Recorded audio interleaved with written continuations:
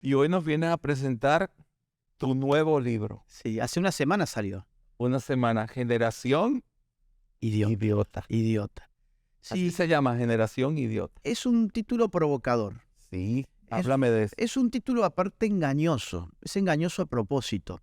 Porque mucha gente va a tener dos reparos con el título, que yo quiero generar además. El reparo de, bueno, pero ¿por qué se mete contra una generación? ¿Por qué se mete contra los jóvenes? ¿Y quién te dijo que hablo de los jóvenes? El libro no te está diciendo la generación joven es idiota. Ajá. ¿Quién te dijo que generación idiota necesariamente estoy apuntando a los jóvenes? Ya voy a explicar por qué. Y el otro reparo que se puede tener con el libro es ¿por qué es tan agresivo? ¿Por qué está insultando con la palabra idiota? ¿Y quién te dijo que la palabra idiota necesariamente es un insulto? Son dos preguntas que hasta no leer el libro a uno le cuesta entender, pero voy a hacer la explicación. Sí. Explícame por qué. Sí. Porque a mí me enseñaron Sí. que la palabra idiota era un insulto. Sí, pero tiene un significado mucho más profundo en verdad cuando uno rastrea la etimología de la palabra. La etimología es de dónde viene una palabra. Ajá. Y uno va a llegar a los antiguos griegos, a Platón en la República, por ejemplo, donde Platón utiliza la palabra y utiliza sinónimos también para referirse a aquellas personas que pudiendo tener participación política para la conformación del orden común al cual se van a tener que sujetar, les guste o no, sin embargo esas personas deciden quedarse en sus casas, encerrados, al margen de toda discusión pública. Y a esos, dice el propio Platón, dice, no se los tiene en estima. Es muy interesante, no se los tiene en estima, porque rechazan la libertad.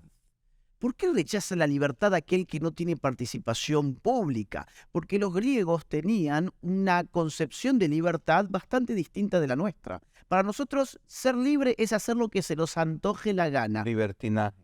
Por ejemplo, ahora para el griego antiguo, ser libre significaba poder participar en la edificación del orden común, porque en el orden común se establecen reglas, normas, a las cuales todos nos terminamos sujetando. Si yo puedo participar en la conformación de esas normas y reglas a las cuales nos vamos a sujetar todos, pues yo seré más libre, porque voy a tener voz y voto en la conformación de esas reglas y de esas normas. Entonces, aquel que pudiendo participar, sin embargo, decide quedarse en su casa mirándose el ombligo, es un idiota, dicen los griegos.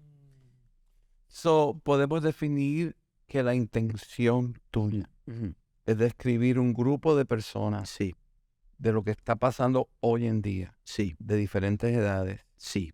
que están como encantados, hipnotizados, Exactamente. programados. Están, y perdón por la palabra, pero insisto, ya van a ver cuando lean el libro que obviamente hay un juego con un doble sentido, pero en definitiva lo que estamos diciendo es, hay dispositivos de idiotización, hay dispositivos que generan en mí un retraimiento, generan en mí la necesidad de estar 4 horas por día con un celular haciendo así en la pantalla, mirando cómo bailan otras personas frente al celular, mirando qué es lo que comen las otras personas, o peor aún, mirando la hipersexualización descontrolada donde los likes fluyen allí donde alguien muestra, por ejemplo, en ropa interior, Sí.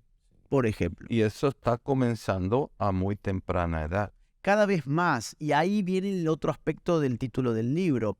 ¿Quién es la generación idiota? En verdad no hay una generación idiota, hay una transgeneración idiota. Así como en el campo de la sexualidad lo que hemos visto en los últimos años es un momento transexual, estamos viviendo momentos transexuales en el sentido en que se está desdiferenciando a los sexos, o sea, los hombres cada vez se parecen más a las mujeres y las mujeres cada vez se parecen más a los hombres, y celebramos mediáticamente a aquel hombre que se disfraza de mujer, y celebramos a Bad Bunny porque Bad Bunny se da un beso con un hombre en el escenario a pesar de ni siquiera ser homosexual, pero se convierte en el gran representante de una nueva masculinidad no tóxica porque aparece en un videoclip con senos incrustados a través de Photoshop.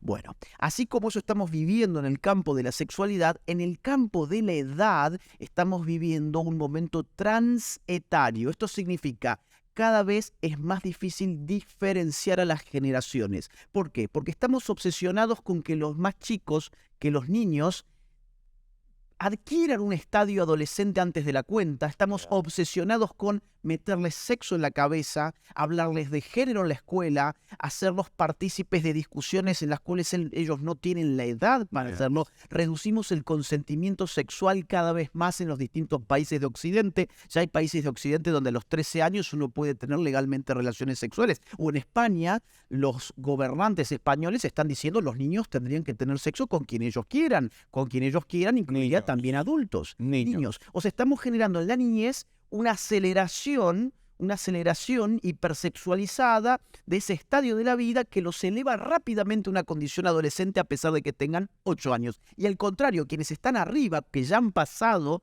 la adolescencia, empiezan a sentir también la necesidad de parecerse a los adolescentes para mantenerse cool, para estar en la onda.